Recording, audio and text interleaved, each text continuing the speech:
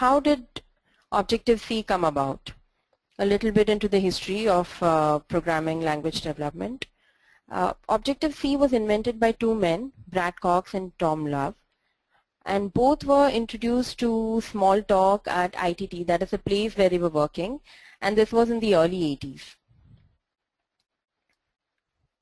So ITT is, I think it stands for International Telephone and Telegraph Corporation, Corp, and it still exists today. So these two men, they were working there, and Cox thought something like Smalltalk, because at that time they were working on Smalltalk, and he thought that something like this would be very useful for application development. And so he modified a C compiler, and by 1983 he had a working object-oriented extension to C, and he called it OOPC. And then when Tom was working with Schlumberger Research, he acquired a commercial copy of Smalltalk 80. And with direct access to Smalltalk, he added his own features to this language, this extension of C, and called it, finally the product was named Objective-C. And they were market ready by 1986 and released it through their own company called as StepStone. Now, as you know, in 1985, Next was founded by Steve Jobs, who was the Apple computer co-founder. And he did this after he was forced out of Apple. So he took his, a select few people from Apple, and together with his team, they they were building the NeXTSTEP operating system. And so they, when he was, when he came across this language, Objective-C, they decided to acquire it and make the interface design for NeXTSTEP in this language, because they had seen the features and they thought that it's a wise fit for the operating system. So by the way, NeXTSTEP was derived from BSD Unix. And so in 1995, Next got full rights to Objective-C from StepStone. And when you talk about interface design, the dock that you see on your Mac, or say in Windows, this is the dock, right? You can dock your applications here. And similarly in Windows you have the taskbar. So that and other features like shelf. So these came from Objective-C, and they were very unique features at that point in time, which NeXTSTEP introduced in its operating system. And so in 1995 they got the full rights to Objective-C from StepStone. Sorry. Now, how did the OPENSTEP API come into picture? So it was developed in 1993 by both Next and Sun, and the idea behind it was to make something like NeXTSTEP and its Objective-C implementation available to other platforms. So in order to be OS independent, what they started doing was separate the higher level libraries from the core OS. And this in turn removed the dependency on the Mac kernel. And they made the low level data into classes. And so because of this, the classes and the API came out from the operating system, and it became OS independent. And this in turn paved the way for Mac OS 10 and GNU-STEP. Both took different directions, and one was from Apple and one was from GNU. So that's how the OPENSTEP API came about. And as we know, in 1996, Next was taken over by Apple, and Steve Jobs again became the head of Apple. He became the CEO. And then they put him and his Objective-C libraries to work. And this resulted in redesigning the complete Mac OS to use Objective-C similar to that of NeXTSTEP. And during this course, they developed a collection of libraries named Cocoa. So that's where Cocoa was born, and this was to aid GUI development primarily. So Mac OS 10 it was radically different than the previous versions, and it was released in March 2001.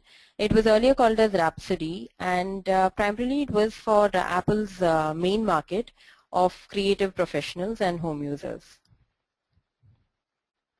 Here's the Core API. It's primarily the most frequently used frameworks, and it was developed by Apple from NeXTSTEP and OPENSTEP.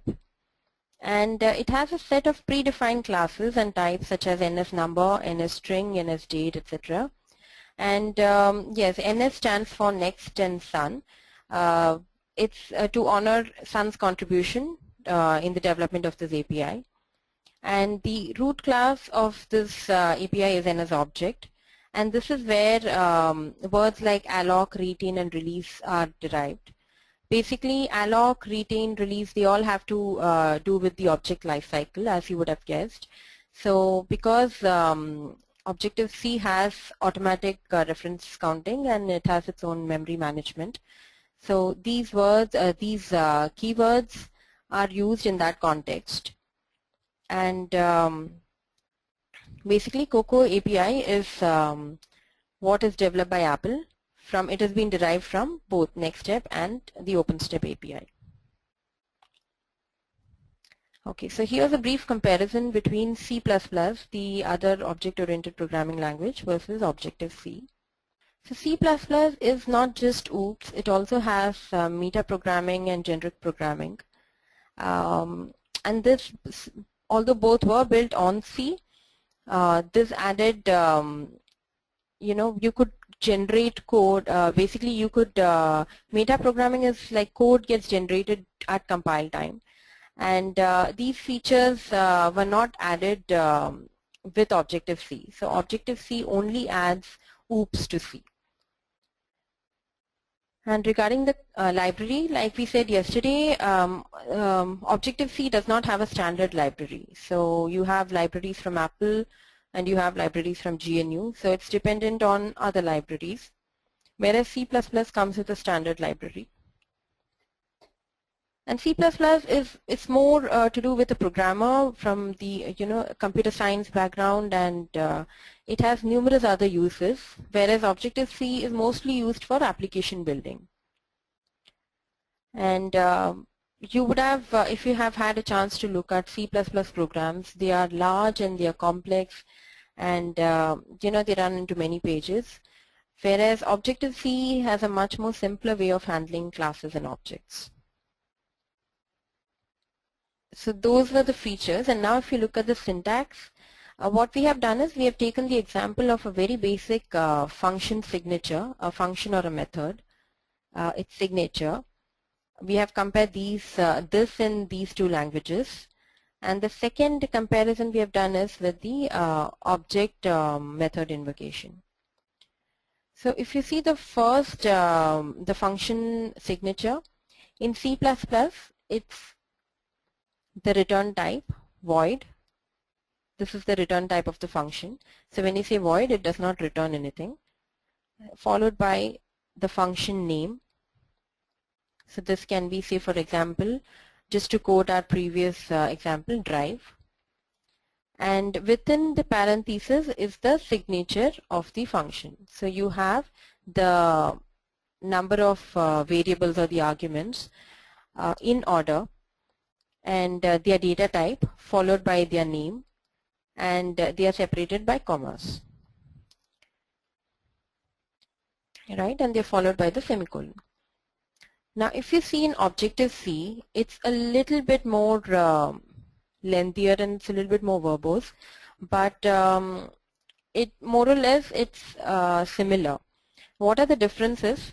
So even before you mention the return type of this function, there is a minus sign here. So this can be either minus or plus. So the difference is, when it's a minus, it's an instance method, meaning you have to instantiate a class, you have to create an object, and then only then you can invoke this function. So you say object and then the function. But there is a feature wherein if you put plus here, then you can directly call the class method. the signature of the class, and you do not have to instantiate an object in that case. So this is important, minus, and the return type is enclosed within parentheses, followed by the function name, and then there is a colon, which means the function name is it stops here, and then the first parameter comes into picture.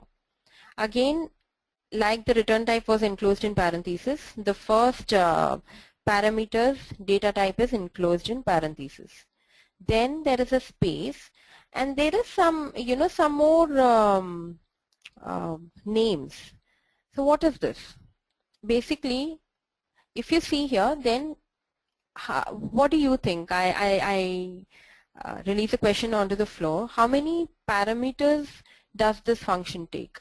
The void is not the it's not the argument, it's the return type of the function. So don't get confused.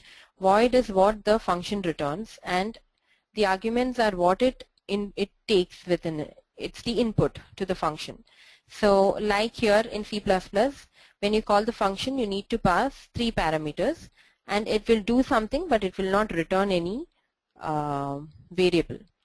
So similarly, even in Objective-C, this function is going to take 3 parameters. Then what are these? What is with where? What is with another where? So typically in Objective-C, the function name is split across the 3 different variables, and this just makes it more it's a meaningful way of giving a function name, but at the same time splitting it across the different arguments. So for example, if I go back to Xcode and say here and if you see, the beauty of this IDE is such that if I start typing something, it will automatically start completing it for me. So the autocomplete feature is it's very powerful. See, for example, I just typed VO and it already gave me 2 options with the appropriate code completion. So there is a closing bracket also. So what I'll do is I can through the arrow key I can toggle between the different choices, and I press enter. So void comes, and then I just go to the next. I use the next the right arrow key, and automatically it completes it for me. So there's very little chance of error, and you do not have to keep on looking to documentation to for help with your code. So that's the one of the features of this IDE. Okay, so now that I have said minus void, so it means it's an instance method and the return type is null. It does not return anything. So let me see if there is any inbuilt function for this class. Right, see? So basically these are functions, inbuilt functions for the view controller class. And this is from the framework, from the SDK. And let's take this add observer, and I'll just double click it and it'll come up. And the way I need to create the body is by opening and closing curly brackets. And if I do an enter, then the IDE completes it for me. Okay, so let's see. So what is this function? So the name is add observer for key path and options and the context.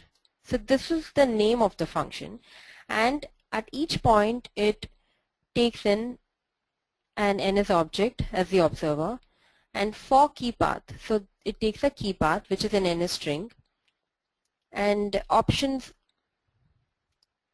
when you say options, then options is the name of the argument, but the object type is NS key value observing options, and the context. Context is, this is the name and it's void. So typically this is how a function is written. This is the syntax of a function in Objective-C. I will comment this, or I'll delete this and come back to our second point, which is the method invocation. So in C++, you use the dot. So it's class object dot function and then the arguments. And in Objective-C, it's slightly different. The square brackets, the method call is enclosed within square brackets, and because of the square bracket, the compiler knows it's a method call. And then you write the name of the object, and you give a space, and then the function name, and pass the arguments. So this is basically the difference in the syntax between these two.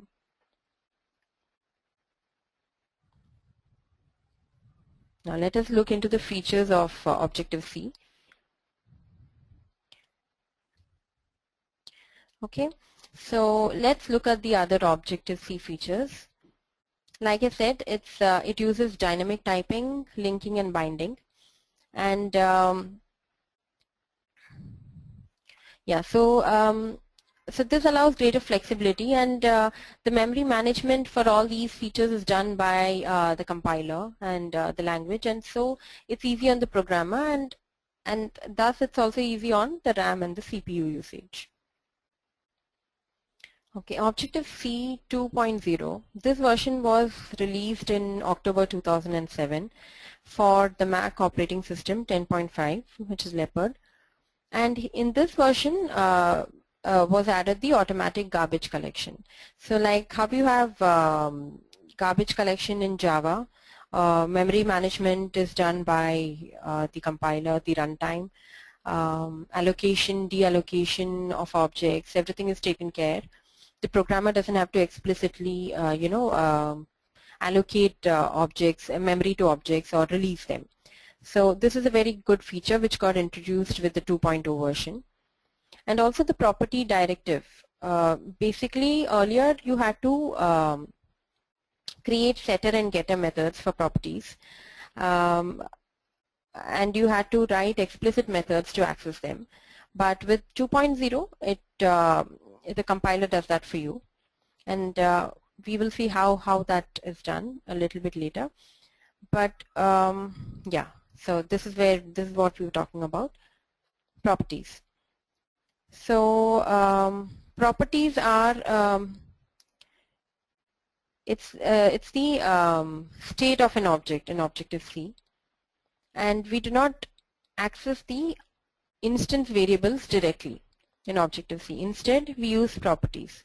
So the @ property is a directive, compiler directive, and what it means is when we define an instance variable using this property, the getter and setter method for it is automatically created, and the getter has the name of the property, and the setter has a set attached to it. So for example, if you have a property called as my value, then the getter will be the same, my value, and the setter will be set my value. So let us look at that. Yeah, say here when I say @property, see autocomplete is again helping me, and I say I just call n as object, my object.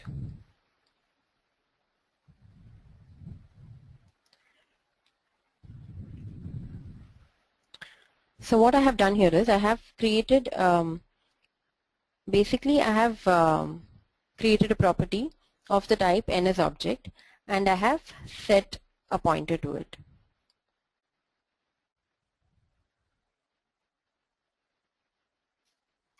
So how will I access it?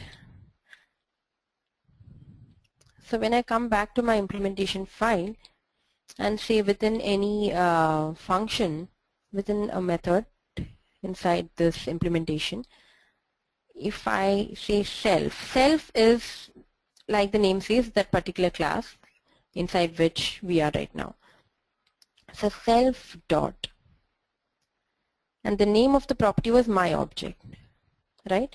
So if you see here, automatically there is a provision for you to access it, right? And so you can do that because the compiler has the Objective-C has gone ahead and created this the getter for you. So let me say nil. So when I say nil, it means it's a nil object, right? And if I have to set it, set my object. If you see here, see I have not written this function at all, set my object, right? But it was written for me. So that's because I have earmarked this as a property. This is a property. So that's a very cool feature. And this is the method signature. So obviously when I set an object, I will take in an object which I will be setting, right? So let's say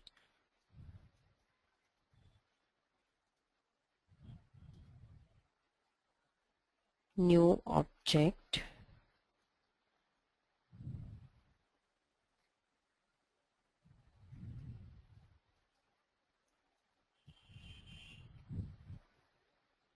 in it. So what I'm doing here is I'm creating a new object. I'm initializing it using the init keyword, and then in the same line I'm allocating memory for it. So this is a very, very important line that you will see here.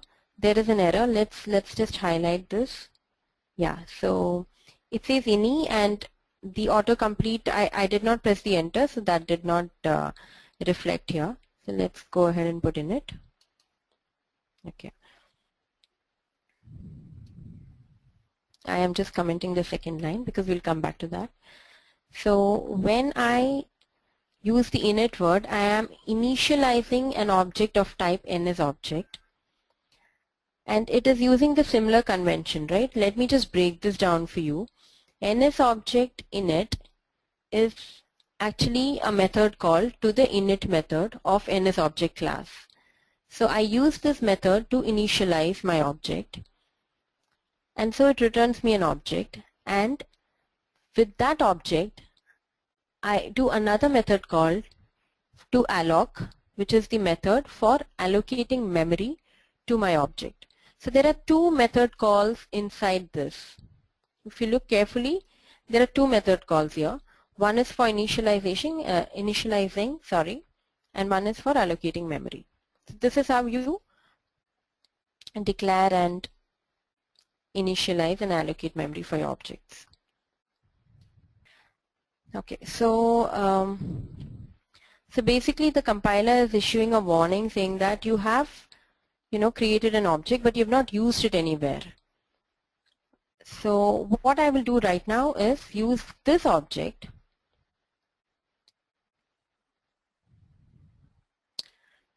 to set my class, my object property, right?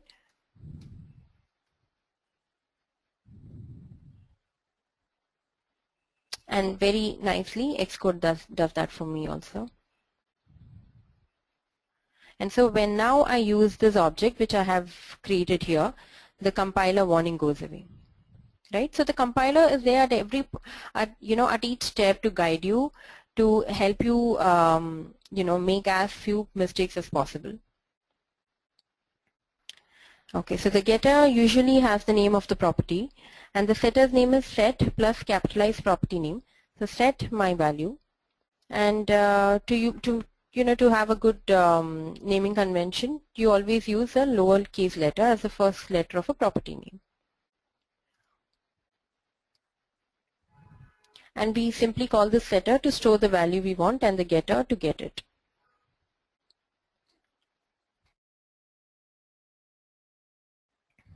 So this is just a first glimpse into the language, and we saw how we instantiate and create objects, and how we also use properties to automatically access and set values for the instance variables.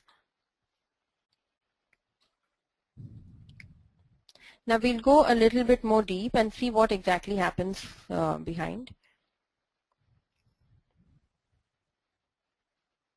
Okay, so what I would like you to do right now is open your Xcode. So the way you invoke it is, it comes on the dock automatically. Let me just quit this, quit Xcode. Yes. So right now you see, after you have installed it, it comes on the dock. Or else you can use Spotlight to invoke it. So just type in Xcode and there you have it. So click on Xcode.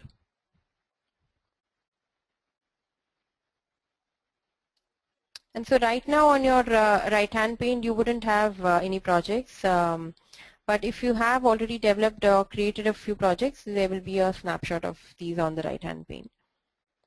So what you need to do is click on create a new Xcode project. And so it throws up, we have seen this yesterday when we created a project, but I'll quickly walk you through the different templates. Basically there are two groups, one is for iOS and one is for the OS 10 operating system. We will be focusing on iOS and the application because we're building apps, and here we have a set of 5 different templates.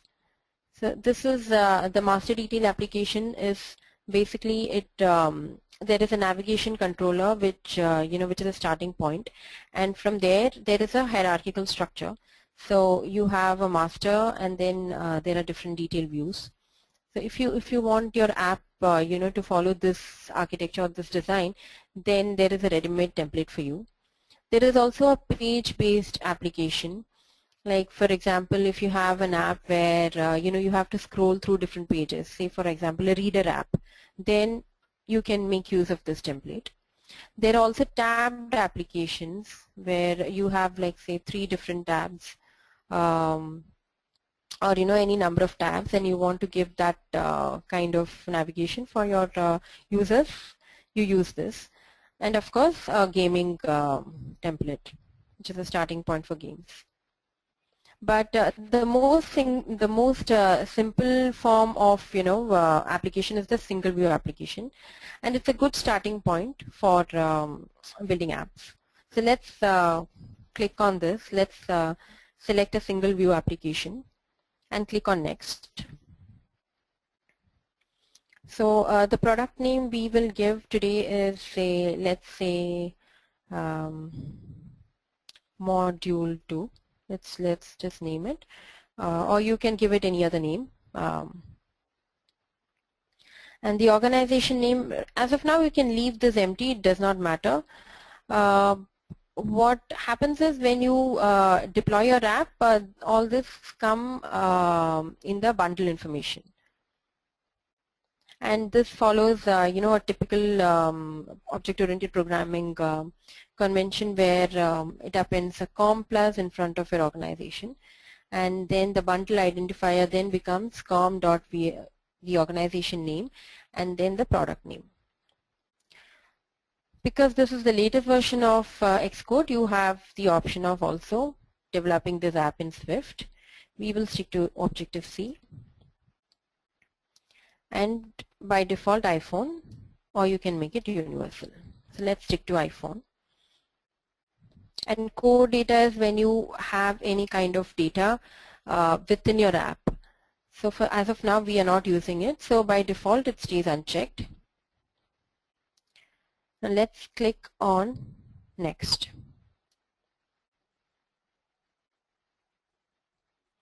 So here this is your directory where you would like to save all your iOS projects.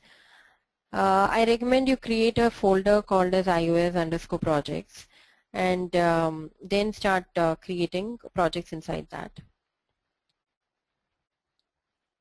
And by default, this is, the JIT repository is created on my Mac for your project.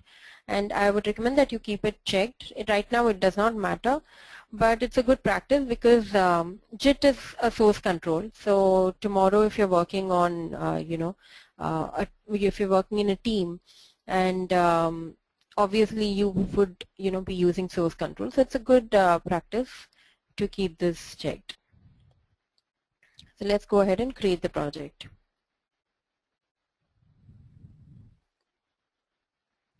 Right. So when we create the project, Xcode has gone ahead and it's created some files for you already. And the main set of files here are the main.storyboard. This is your UI builder, the UI of your app. And there is a small, this is the hierarchy of the UI elements.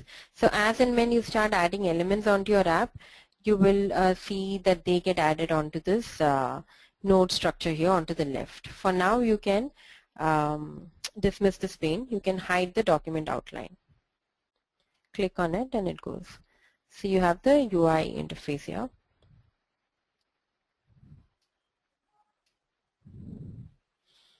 So when you select this, on the right-hand side, you have different, inspectors. You have a file inspector. You have a quick help inspector.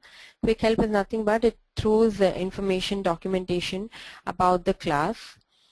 Then you have the identity inspector. This is very important. Then the attributes. This is also important. The size and the connections. So let us click on this. So right now we have clicked on the whole interface.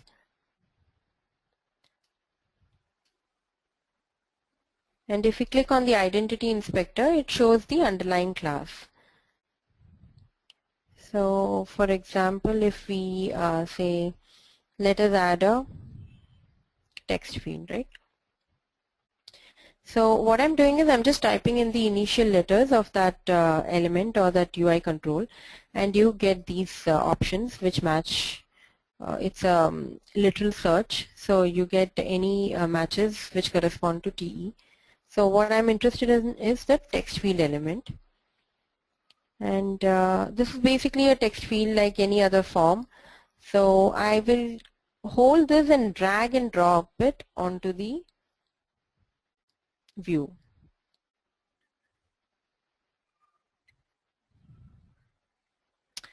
So what I have here right now is a text field, and let's see how the document outline has changed. Show document outline. Yes. So within my view controller scene, there is a view controller, and within that there's a top layout guide, there's a bottom layout guide, and the canvas for me as the app developer is within the view. And here I have a round style text field. So this is how I can go about highlighting each of these controls. Or I can simply click on it. When I click on it and I see on the right hand pane, let's say for example if I see the identity inspector, then it shows me the text field, the underlying class that this text field corresponds to. So it's a UI text field. So like we said yesterday in Coco Touch, we have all these frameworks which correspond to the UI elements. So for text field, the underlying class in the framework is UI text field.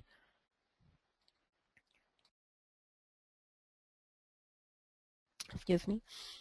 And the framework that it belongs to is the UIKit framework. So this is how you identify the underlying classes. And on the quick help inspector, if you click, then it gives you information or documentation about the UI text field. And you have appropriate links, so you can click on these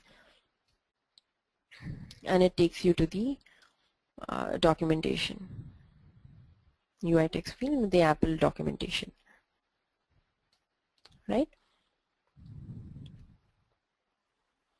And file inspector is main.storyboard. So this is my file. Note that I'm still selected the UI text field. So now I go from there to the attributes inspector. So now what you see here are a set of attributes corresponding to the text field control. And here, you know, these are very good features. You can change your look and feel of the app UI. So you can change the color. So you can change it to blue. So any kind of data, you can also put in, say, default message, say enter some text. So you can expand it.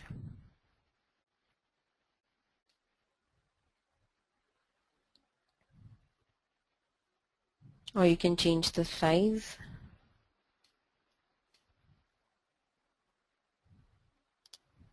Or you can change the font. You can click here and you can change the font. You can change the font face. You can make it bold, italic.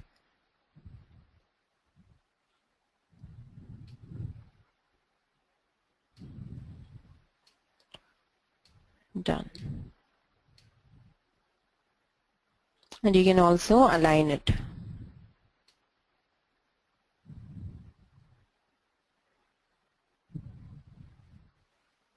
Right, so these are some cool features that you can use to design your elements.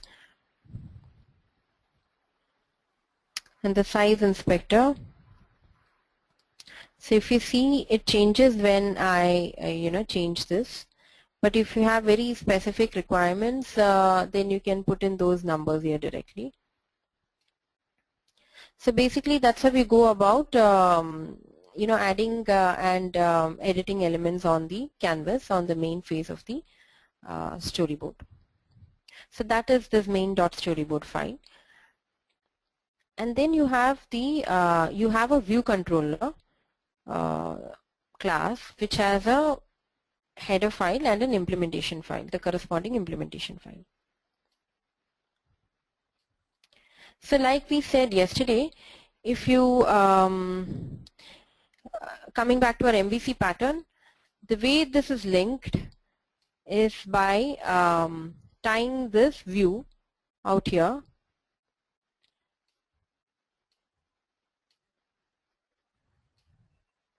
this whole view controller with the underlying class.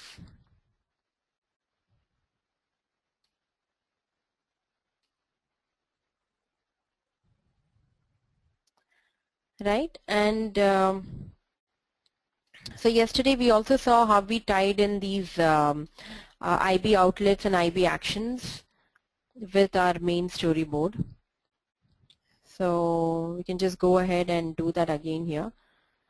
The most important thing is you have to switch over from the implementation to the header file, and you click within this within the text field, and with the other hand keep the control button pressed and drag and drop this.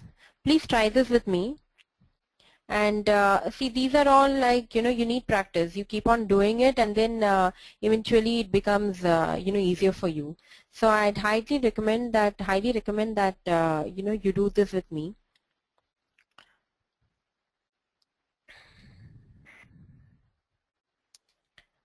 So what I'm doing is I'm creating an outlet for the text field, and keeping with the naming convention, we will say txt and say some text, right? And click on connect. So now it becomes a property, and so by virtue of it being a property, we can access this field, and we can also set values for it.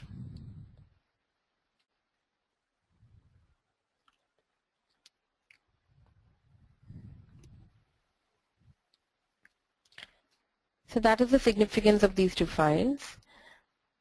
And we have appdelegate.h and appdelegate.m. Appdelegate is the class which is basically concerned with your app lifecycle. So if you see the implementation file, it has a set of methods corresponding to each stage of your app.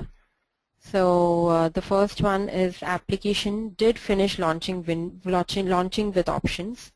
So any kind of customization that you would want to do after the application launch, the first time the app launches on your device screen, you will put the code there in this part within this method.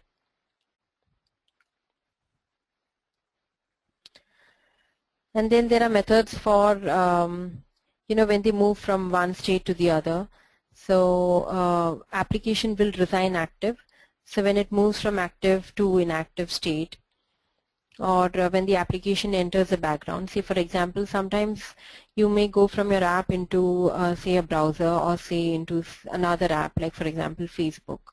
So in these cases, if you would like to do any kind of housekeeping or any other specific things, you will be overriding this method and you will be including the code for that. So these are some different methods at the app level, at the lifecycle level. And then so app delegate is, this is the significance. Now the main file is main.m, and if you look at this file, it's a very simple piece of code. There's only one line, and if you see the signature of this function, it's very similar to your main function, right? You have seen this before. So let's look at this. So basically this is the entry point for your app. Your entire app is contained within this function, and it takes in two parameters. One is argc, which is an integer, and it is the number of argument values passed, and argv, this is a character array, and it holds the actual values passed. And the most important line here to remember is this, the @auto-release pool. So basically it holds a reference to the pool memory, and all objects in Objective-C are, they are allocated on the heap and not on the stack. So if you have read about memory management, heap is where you store things that need to outlive the current function call. So that is and stack is where as soon as the scope ends, the object life, it's thrown out of the stack. So the main important thing to remember is that in Objective-C, all objects are created on the heap and not on the stack. Of course, in C++, you can create it both on the stack as well as heap. And stack object allocation is faster, as the compiler does all the bookkeeping for you. So during runtime, everything is known. So there is no fear of memory leakage or any kind of illegal referencing, because all objects are destroyed at the end of the scope. However, it also means that there is not much of flexibility, and objects have a single owner, which is a function that created them, right? But in heap, you can have multiple owners, and the objects still stick around even after the function call. And earlier, before ARC was implemented in Objective-C, the programmer had to explicitly relinquish ownership using certain keywords like retain, release, etc. But now with ARC, that is also done automatically for you. And so it's there is no fear of illegal reference or incorrect reference counting and so on. So these are concepts that don't necessarily you will not be asked to, do this when you're doing app development, but it's good to know. It's good to know the, the reason why things are a certain way in this language. The other thing is, yes, here you see a nslog function, right? So this is the logging method. So basically it outputs it into the console by default. You can also output the log into a file, but you will have to explicitly create file objects and pass certain parameters to the functions. But by default, if you invoke this nslog and pass it a string using the @ directive, so it says hello Edureka students and return 0. So by default it returns 0. So if you do that, then you will get an output. So let's see. Let's just write this log.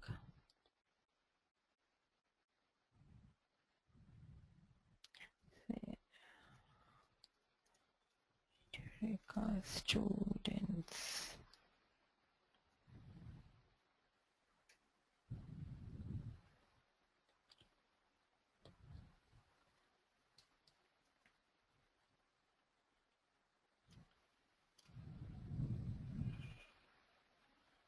Okay, so now let's run our program. The command to first build it is here in product menu. You click on build. So build will compile it for you. So any kind of compile time error will be highlighted at this point in time. So it says build succeeded, and then now we can run it. So either we use product run or we can click on this. So when you run this app in Xcode, it will invoke the simulator.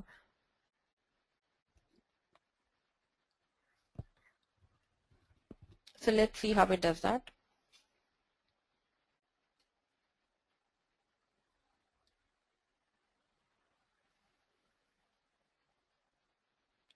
Right. So first and foremost, we see there is some output in our output console here.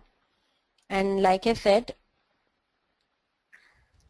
the program entered from the main file. This is the entry point of the program. And as soon as it encountered this line, it has outputted this hello Edureka students. So this is a good way of debugging your code and trying to find out using log statements at appropriate places where and at what time it has reached. You can also monitor your app performance by putting log statements.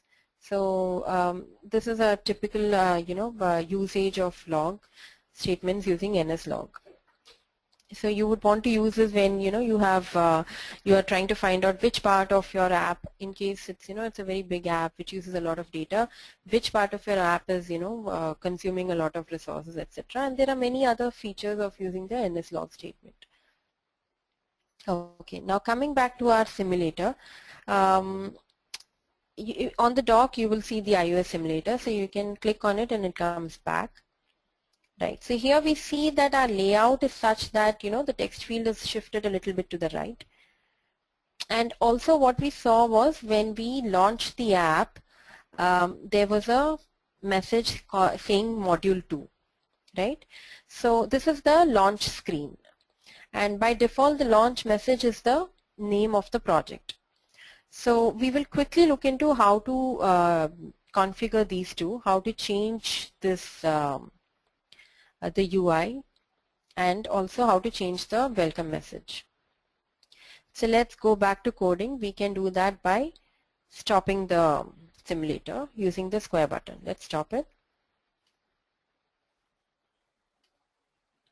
Right. So the simulator goes.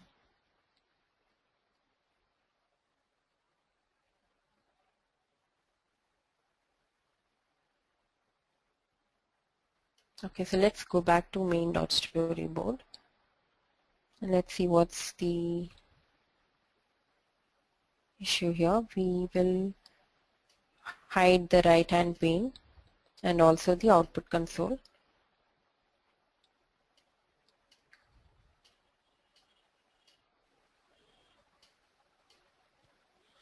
and we'll show the document outline. Yes.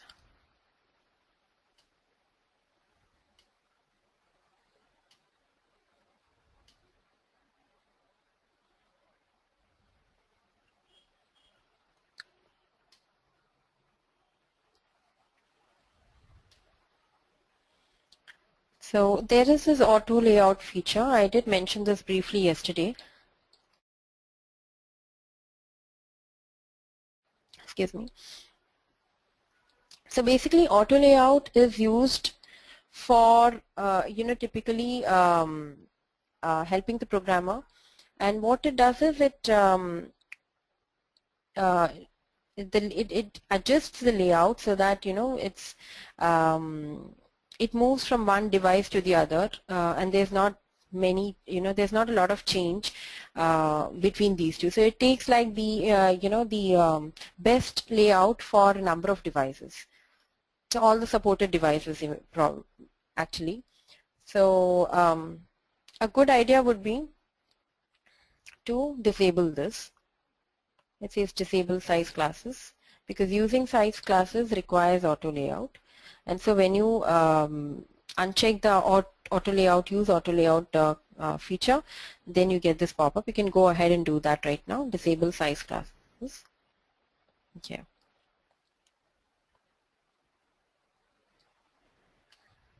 Right. So you see, it's now you can see that it's almost shifted towards the right, and so you'll pull it here.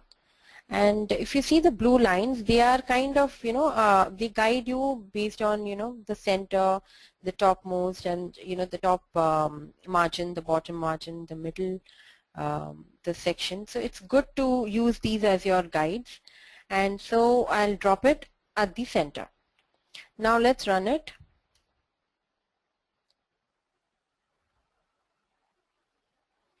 Right, so it's still not exactly in the center, but it is much better.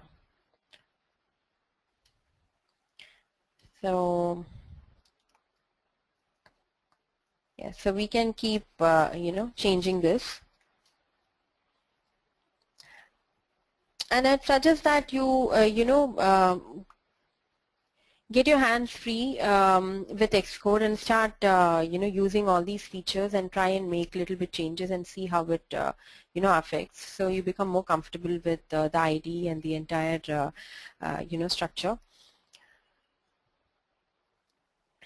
I hope you are doing all this with me right now.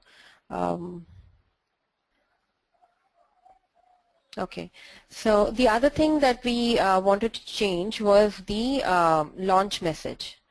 So for that you have a file here which says launch screen, right? Launch screen.zip.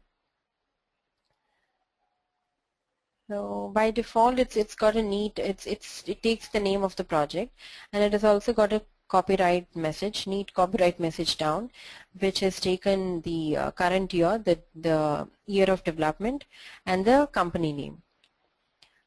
So let's change this and say welcome to module 2 demo, right?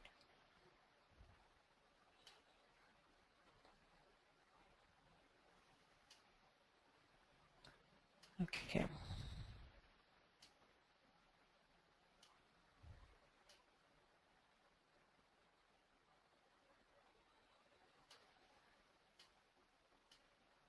Okay, so the change is not getting reflected. Let's see.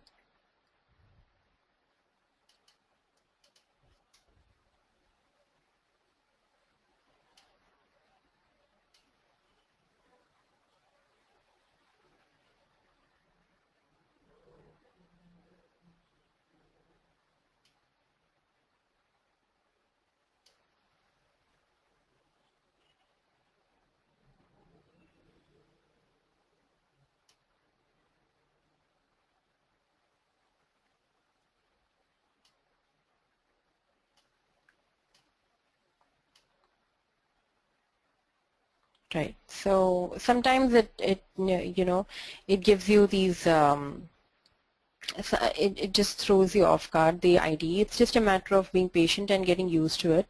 And also a good idea would be to keep cleaning your files after a certain amount of development and running. It's intermittently you have to keep cleaning your files. That's a good practice to follow.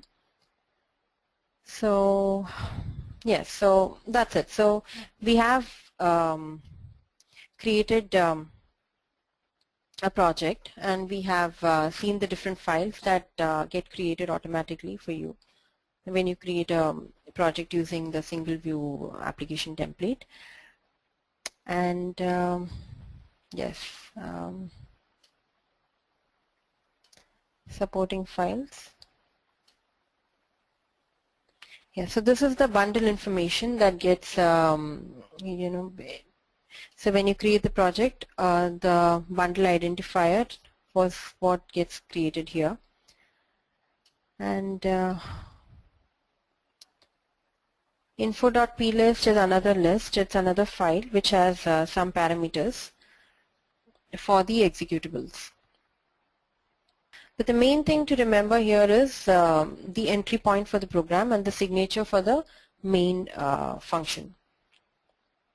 Okay, so now let us take an example of a class and how it is implemented in Objective-C. So we are taking an example of a spaceship that orbits around a planet. So let's just go ahead and create these two files. Say in your Xcode, click on File and click on New and New File.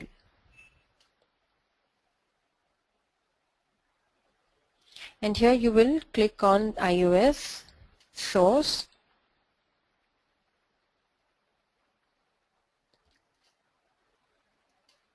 you click on Cocoa Touch class, Next. And by default it is a subclass of NSObject, but you can also extend it from any other class, existing class. We'll keep it as NSObject and we will call it spaceship.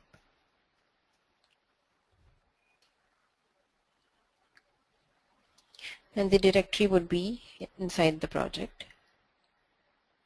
So you have these two files created for you.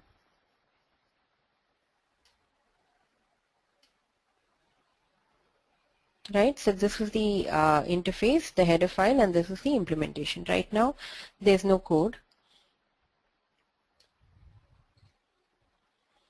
Right, so in this case what we have done in this example is we have already a vehicle superclass, and so generally this is actually the UIKit/UIKit.h. That is the superclass from which you would extend your subclass, you would subclass. So for this example, just to keep it in sync with our spaceship analogy, we have created a vehicle class, and from that vehicle we have derived the spaceship subclass. So the convention is you write the class name, the colon, and the superclass from which it is extended. But most important is you have to import the header file for this superclass. So if you see here, what we have done is we have imported the foundation/foundation.h.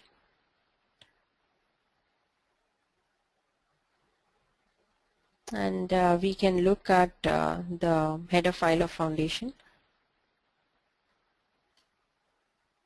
So just as we saw yesterday, you have to click on the project, the topmost structure, and go to General, and keep scrolling down till you come to Linked Frameworks and Libraries, and click on the plus sign, and foundation. You can just type this, so you will get a match, and you add it. So I just wanted to show you the foundation.h file, right? So within this is the NS object. Yes, here is the NS object.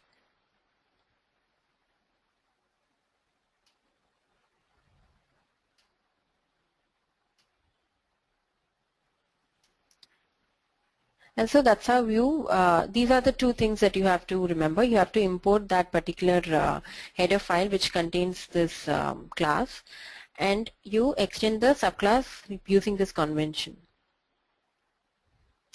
And meanwhile, in the implementation file, you will be importing the corresponding header file, and that's done automatically for you, so you will not be doing anything, but this is the convention. So it says import spaceship.h, and this is the implementation body between @implementation at end. Between this block is where you will be implementing this class. And note that there is no specific notation here. There's no superclass specified here because that has already been done in the header file. Okay, so what are these two files for? So the header file is got the declaration of all public methods and variables. And the implementation files, the implementation file, the .m file has the implementation of the public as well as the private methods. So the interface has just the skeletal structure, and the code is actually within the implementation. And how do we include the private methods? We do that by extending the interface inside the implementation file using this convention. So we write @interface spaceship, but the difference is that here we show the hierarchy with the superclass, or if there is no superclass, then by default you will have the NS object. So that remains. But here what you do is, before the implementation, you will write @interface spaceship and open and close brackets and @end. So within this block you will declare all the private methods. Note that the implementation will still come here. Even for private methods you will have to implement them here, but you declare them at this point above the implementation directive. So here we just add by default the implementation directive, but if you want to include any private methods, this is how we do it. So for a client of this class, they cannot see the private methods. They cannot access them as well. This is internal. These are internal to this implementation.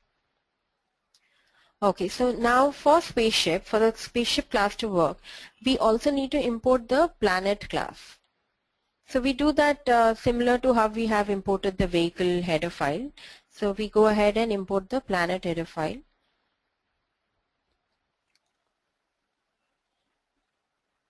And why do we need to import the planet header file? Because we have to declare a method in the spaceship class which is orbit planet at altitude. So this spaceship has a method which takes in a planet and a altitude, and the function actually does the orbiting. So it orbits the planet. So the full name of this method is orbit planet at altitude, and it takes in two arguments. One is the planet object, which planet you have to orbit, and the second one is at what altitude. And see, like we had this discussion on the method name. Each argument is preceded by its own keyword. So it's a void return type, so it does not return any value. So what we have done here, the addition that we have done here is we have gone ahead and declared a method. We have imported a planet because the method uses that, and we have imported the header file for that object, and we have gone ahead and declared a method which uses this object. And then in the corresponding implementation file, we have to write the code. We have to implement this method. So note that everything else remains the same except that the semicolon is replaced by open and close curly brackets, because this is where you will be putting the code to orbit a planet. So now what we have done is we have also gone ahead and created, declared a couple of other things in the interface file. A function, a method called as set top speed, and it takes in a double value, which is the percent of speed of light. So you pass in a percentage of the speed of light, and that is the that in turn is used to set the top speed for the spaceship. And there is also the getter function, or the variable, the top speed variable.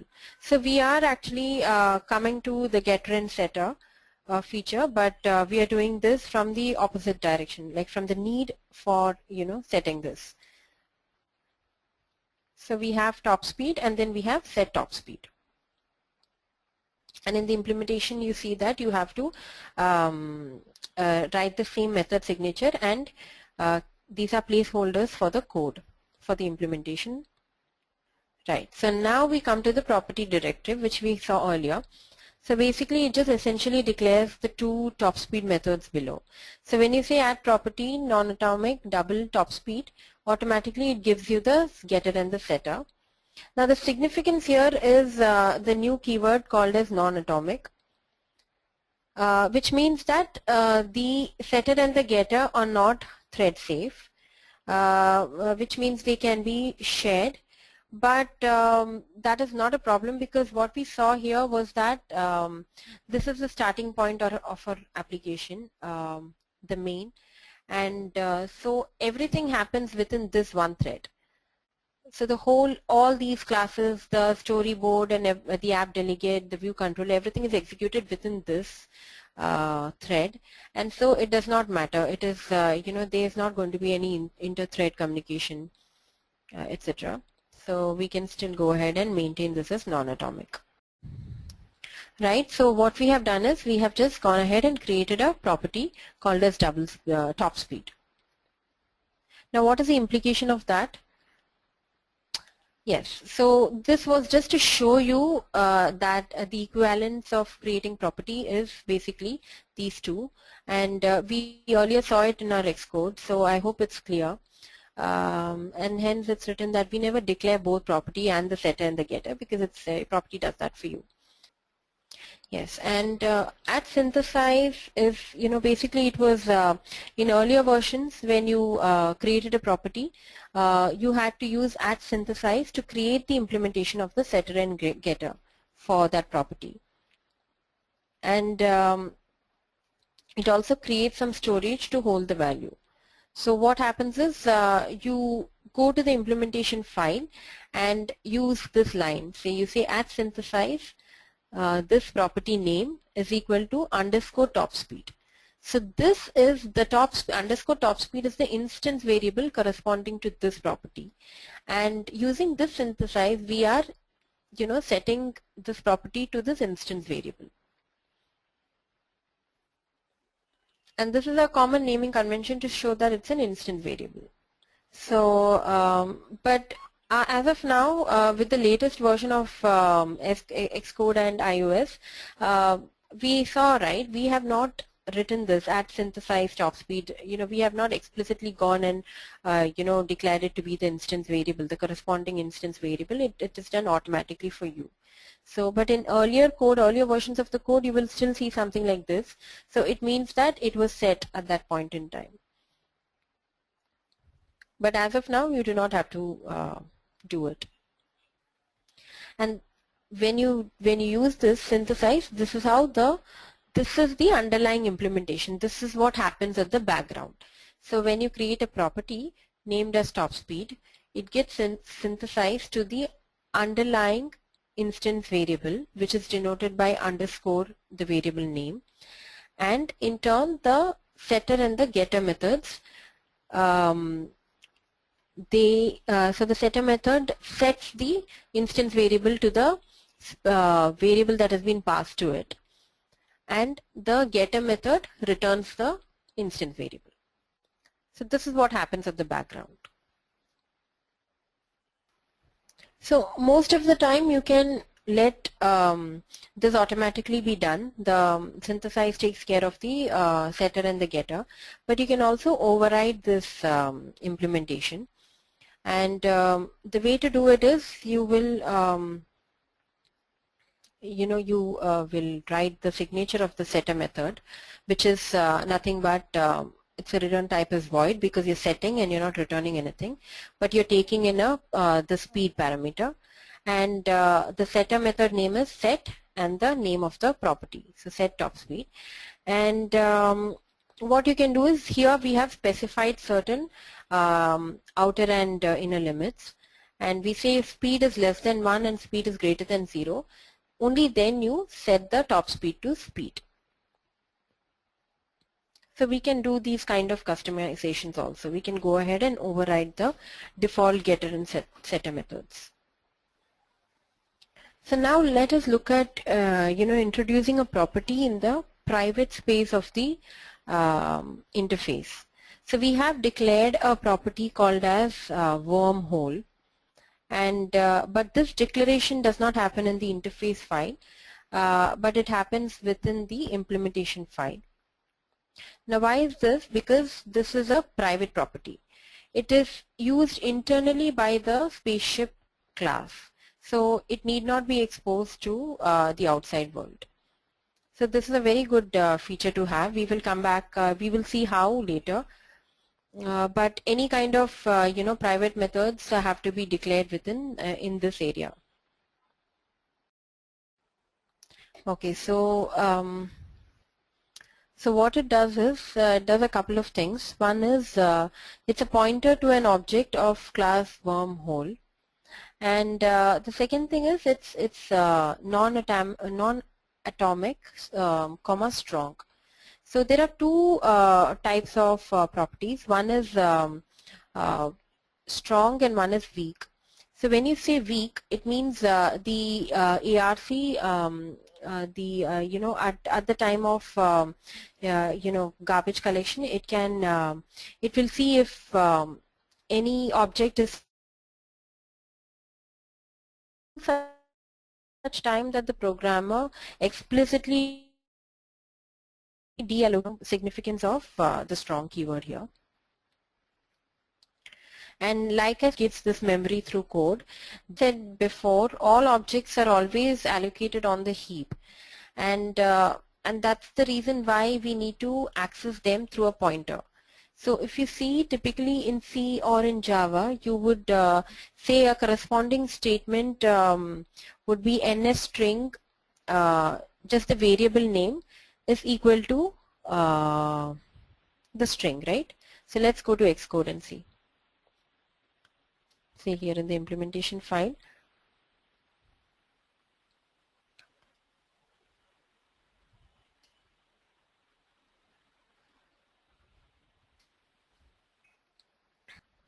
Create a method, declare a method here.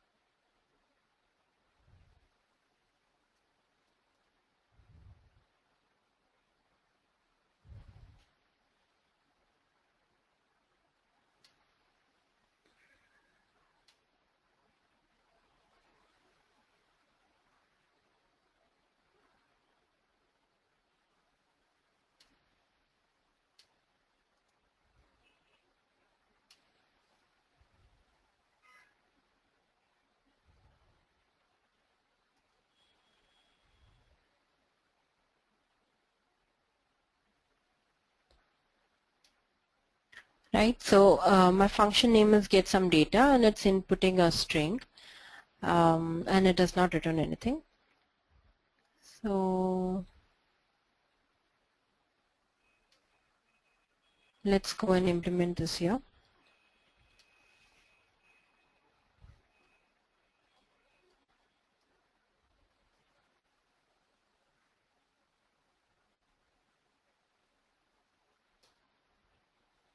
So if you see in Java, say we would be writing something like this: string str is equal to str data.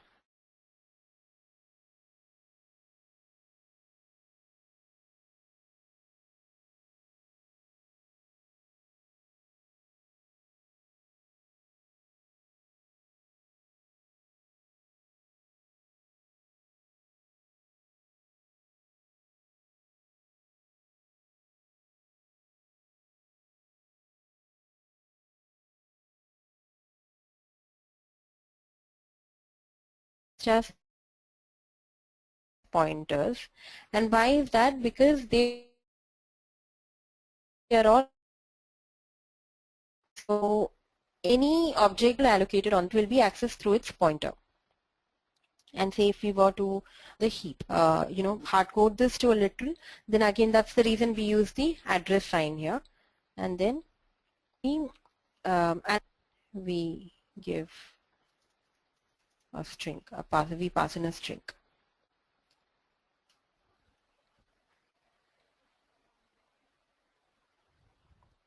And so we, like we mentioned earlier, the advantage of allocating objects on heap is, having that extra flexibility, and that is where all this, dynamic linking and dynamic binding, etc., all these features come in into Objective-C. And also there is no fear of memory leaking or illegal reference, because it is done via ARC for you. So this is the reason why you need to have a pointer reference to your variables in Objective-C.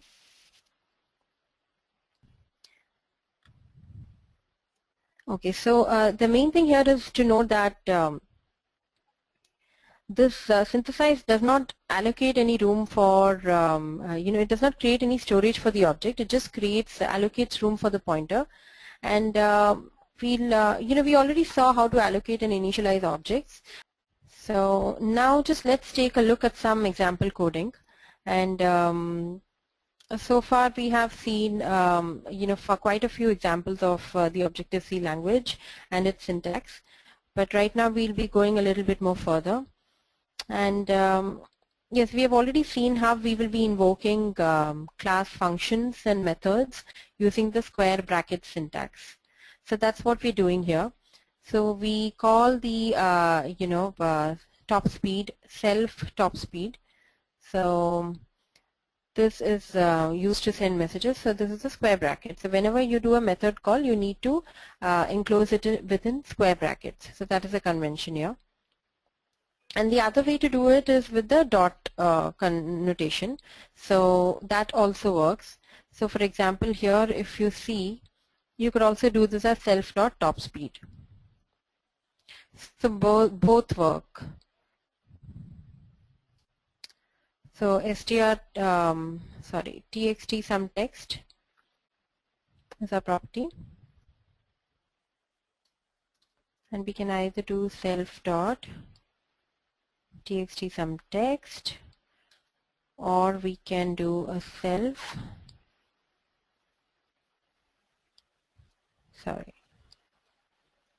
set txt some text. So both work. So you can either use the dot notation or you can use the square brackets.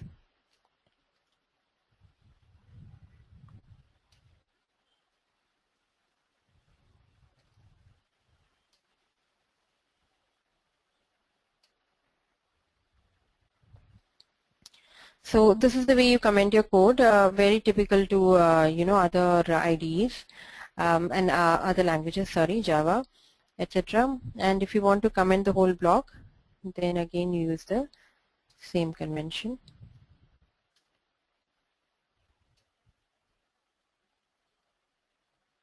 And another cool feature of the IDE is, you can, within a class, you can navigate to these different methods. So if you have a really big, huge class, then instead of navigating through all this, you can go through this. Like for example, say the app delegate dot implementation. So, and there are some directives like which make your code very modular. For example, there is a pragma directive.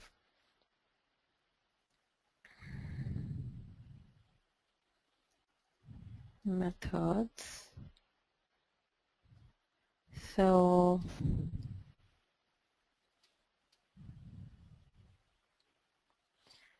okay, so let's see what this is.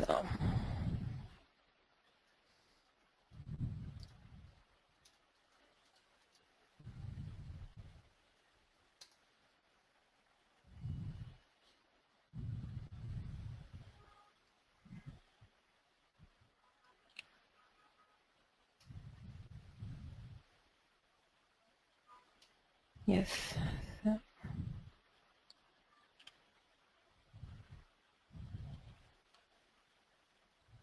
So what this does is basically, so this is the syntax, hash pragma mark.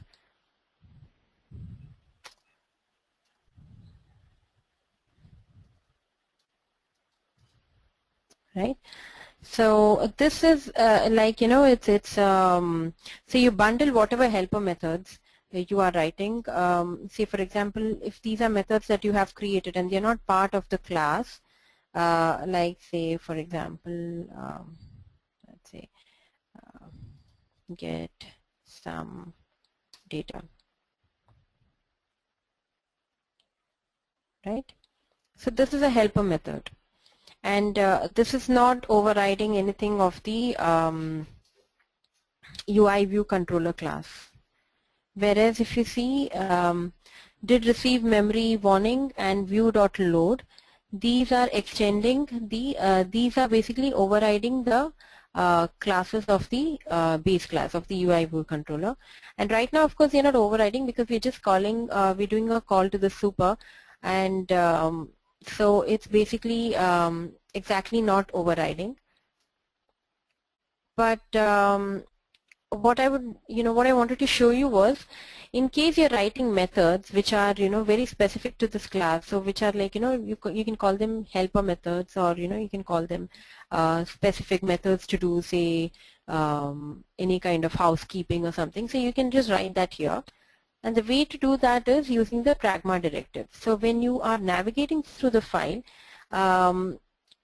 you can just go into this, you can click here, or you can click here, and you get, it just takes you here. So it just takes you to this file. So some nice to know features of the IDE. Okay, so here we saw how we have been declaring the getter and the setter methods, how we have used them, how we have accessed them, and the property directive. And here's another example of sending a message. It looks like this method has two arguments, a planet to travel to and a speed to travel at. And it is being sent to an instance of a wormhole. So let's see what is happening here. So this method has two arguments. So the first one is a planet, travel to planet at speed. This is the method, and it takes in an argument. The first one is of type planet object, and the second is speed, which is a double. And it returns a wormhole object.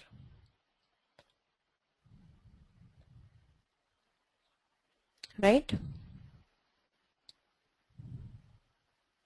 And the way even the wormhole object has been referenced is by using the wormhole of this particular, the private property that we saw earlier, the nearest wormhole. So we call this function, we got a wormhole, and we have assigned it to the wormhole of this spaceship. So we have done two things in this single line. So so this is how we, this is the syntax of Objective-C, and we have called two methods basically, and using the square bracket convention. So this is square brackets inside square brackets. And like I said, we can also use the dot notation to access this property variable. So calling getters and setters is such an important task. It has its own syntax. It's got a dot notation. And this is basically identical to self space top speed within square brackets. So this is a typo. It's actually self space top speed, or set top speed actually. And similarly, like we had called the nearest wormhole property using the square brackets earlier, we can do away with that and we can use the dot notation here as well.